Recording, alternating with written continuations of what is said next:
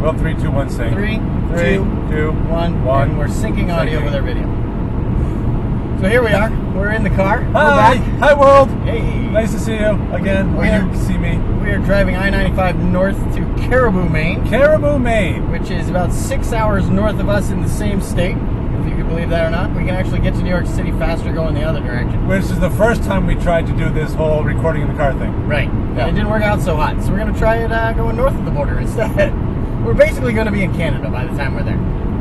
But yeah, we're going up for a Google training, so we figured we'd try this again, get to a few of the mailbag questions.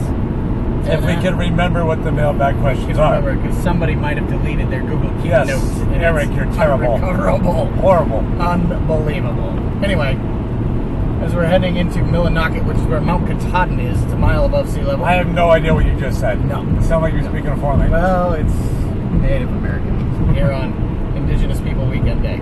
It is Indigenous People. Yeah, Columbus Day, People. which is silly because he didn't discover America. Anyway, all right, so some of the mailbag questions we remember. Yes. I think one of them was, how do you guys ever find time to film, edit, publish all of your videos on YouTube? Because we have 2 jobs and lives, and it's not easy. So. I feel like I have a lot of jobs right now.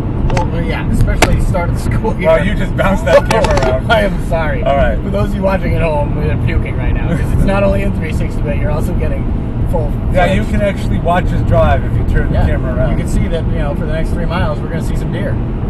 Or at least that's what the sign said. Yes. Anywho, more like moose sightings. But so anyways, how do we find time to do this? Well, it depends on the time of year. Yes. Summer, September, not so good, as you can tell, because we haven't been publishing much. I haven't written a blog post in about 4 months, and we've been pretty busy. We've been very, very busy, especially, outside of work with personal lives. I also coach football. There goes the microphone. Yeah. I also coach football, so it makes it really hard to find time to do all these things. Yeah. But when it comes into usually November through, I'd say April, we have probably a good couple hours during the work week, maybe 3 or 4 extra hours during the work week, where we can film. And we are actually in charge of putting together some PD for our district, so it works out well to publish. Well, you're in charge of it. You just drag me along. I just make you do it. That's right. Yeah. So that's how we kind of fit it in. And then the follow-up question to that, a different person, but along those same lines, is how long does it usually take us to film, edit, and publish these things? And we've kind of got this down to science at this point. I mean, well, I wouldn't call it a science, but we definitely got to. What are you talking about? I'm holding a phone, I'm recording with a Theta camera on a selfie stick, and recording the audio on a laptop while we're in the middle of Podunk, Maine. I think we've got this down. If this doesn't exude professionalism, I don't know what does. We actually don't really rehearse. We just Could you tell? We pick what we want to talk about. We've just researched it and done enough PD throughout our district, or talked to enough people about it enough where we've kind of understand it well, and we just do a one-shot. I mean, we just go in, we film it, we do the instruction, and then it's just editing time. So usually per recording, obviously recording is only about the same amount of time that the videos are. Right. And then when I edit them, it usually takes me about 15-20 minutes to edit it.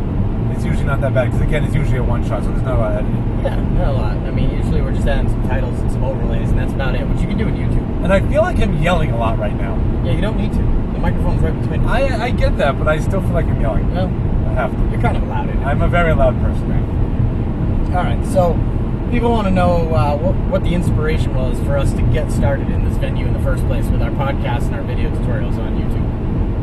You start with that answer as I pass this person going 4 miles an hour down the road. Yeah, like I said before, I'm sort of in charge of rolling out PD for the district, and as I'm sure a lot of you can kind of understand, we would spend hours on end trying to prep for some of these PD things, and then we'd get very low attendance unless it was a mandated PD day or something like that.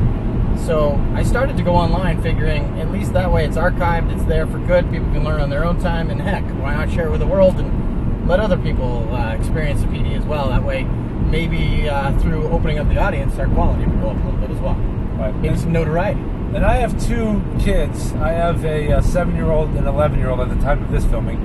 And they watch a lot of YouTube videos of video gamers. Yeah. And I knew that one of the reasons why a lot of kids like the idea of watching these YouTube videos nowadays is because they actually put themselves out there. They connect with their audience by actually having themselves in that little sub window on the video. So we figured it would be best to try and connect with the audience to actually see us, see who it was that was doing the PD, see how we reacted to each other, which is why we talk a lot in these videos, because it's all about the interaction. We feel like what we're doing is interacting with everyone. Yeah, I mean, we want to connect with you at your level because we know not everybody's in the same boat, and you know, you could Google or YouTube any video tutorial you want. There's thousands out there. I think what makes it a little bit different is that, you know, some of our background does come from education and things, so we can hopefully connect. Well, your background comes from education. Well, you've been in education. Don't fire that up. My background is in tech. Good segue, though. There you go. Get into that, because one of the questions was, what is your background and how did you both arrive here in York together? I have been in IT for about 18 years now, something like that. I started off doing customer service for a cable modem company, went on to doing help desk, and then started learning networking and started learning servers, and became an admin and a infrastructure manager and all the way down the line. And I ended up here in York because my wife grew up in the area that we moved to, and just happened to see the job posting and applied to it. We kind of got lucky, I guess. Yeah, because I was the one that hired him. He was lucky. I wasn't sure I'd pull the trigger on that one. Yeah, the other 3 people that have voted for me, he didn't, so. I'm just kidding. So my background's in education itself. I actually was a 3rd grade teacher for 7 years in Kennebunk, Maine, straight out of college. And then we ended up getting a new elementary school, and they threw in a ton of technology. We had smart boards on the walls, all kinds of stuff. Most of it was funded by the state, but locally raised some money too. And I sort of became this tech liaison before tech integrators were really a thing up here. You know, they'd find ways to get me out of class to go help somebody else with a couple of things. Hey, we're about ready to go by the scenic view of Mount Katahdin. You know? Bless you. This is Maine's largest mountain. It's we're nowhere near it, but at least on this scenic view, if it weren't as foggy as it is, you can spin around to see for yourself. It's nice foliage, but you can't see a thing, so we're not going to pull up. But yeah, after, well, I can see, and you just can't see. You won't distance. be able to see Mount Katahdin, No. which is about 100 miles northwest of here. But you certainly can see it in normal conditions. Anyway, yeah. So after teaching and kind of doing that liaison thing for a little bit, where people would try and find ways to help get me out of class. Not help. I don't mean to sound like that, but they knew I could help in other classes if they could cover my class. Is what I was trying to say. Job opened up in York to be a tech integrator, and it was kind of the first one of its time. So I said, "Oh, I'll apply for that," and ended up getting that job. And was there for 5 years before I went into the admin role, and then came back as the director of tech and libraries here in York.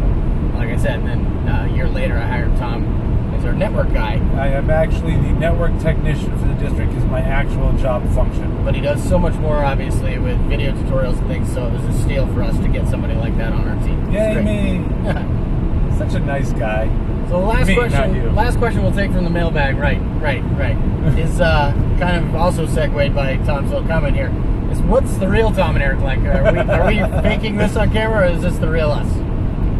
No faking. Tom never fakes anything. Honest to God, I am who I am. He gives I you am what he gives, I am. and he knows what he is, and people take him or leave him. We'll That's even pretty see that in much some it. of our YouTube comments. So leave a comment below, and we'll take it for what it's worth, because it's the real us. You see what you see is what you get. The WYSIWYG. This is the way we are every day. If you ever talk to anyone else in York, this is just. Yeah. We feel this is the best way for us to get our message across and to make sure that people understand that tech is not the big brothery type of thing that so many people believe it to be.